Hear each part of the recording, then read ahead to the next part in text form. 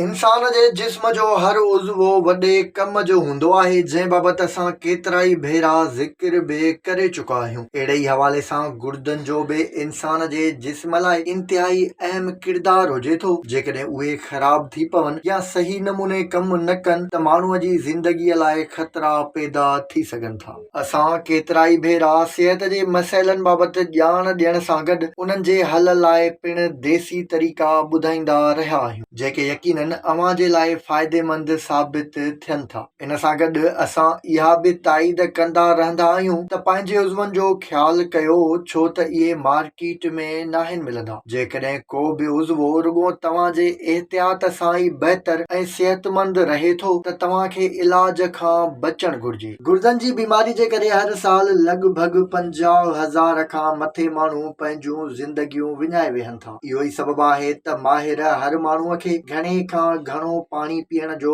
मशवरो ॾींदा रहंदा आहिनि ऐं गुर्दनि खे नुक़सान पहुचाईंदड़ शयुनि जे इस्तेमाल खां रोकींदा रहनि था। गुर्दनि जी बीमारियुनि खां बचण लाइ ज़रूरी आहे त माण्हू पाणीअ जो घणो इस्तेमाल करे, सिगरेट वापराइण खां पासो करे ऐं थोल खां बचे। हिते असां गुर्दनि जी ख़राबीअ बाबति कुझु अहिड़ियुनि अलामतुनि जो ज़िक्र कंदासीं जेके गुर्दनि जा माहिर डॉक्टर ॿुधाइनि था। मतिलब त उन्हनि ॻाल्हियुनि खे नोट करे गुर्दनि जी ख़राबीअ बाबति ॼाणे सघिजे थो। उहे कहिड़ियूं अलामतूं आहिनि जेके ज़ाहिर थियनि त गुर्दनि जी बीमारियुनि जा ख़तरा थी सघनि था ऐं उन्हनि लाइ ज़रूरी तौर ते डॉक्टर सां राब्तो करणु घुर्जे।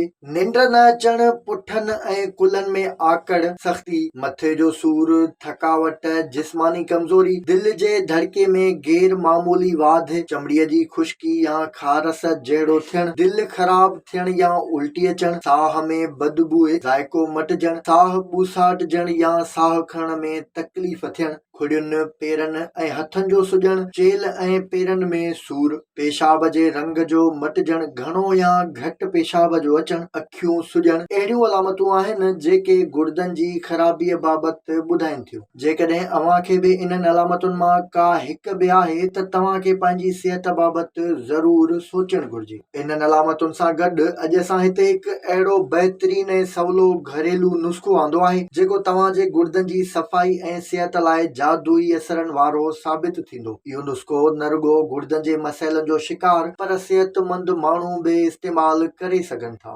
गुर्दनि जी सिहत लाइ फ़ाइदेमंद नुस्ख़ो ठाहिण लाइ तव्हां खे घर में ई मौजूदु 3 शयूं 5 ग्राम लौंग, 10 ग्राम जावित्री, 15 ग्राम दालचीनी खणणी पवंदी। उन्हनि टिनी शयुनि जो पाउडर ठाहे कंहिं साफ़ बर्नीअ में विझी महफ़ूज़ करे छॾियो। तव्हां जो नुस्ख़ो तयारु थी वियो। रोज़ सुबुह जो निंड मां उथण सां नेराने इन पाउडर जी चपटी पाणीअ सां गॾु पीजे त गुर्दनि जे मसइलनि मां जिंद छॾाए सघिजे थी।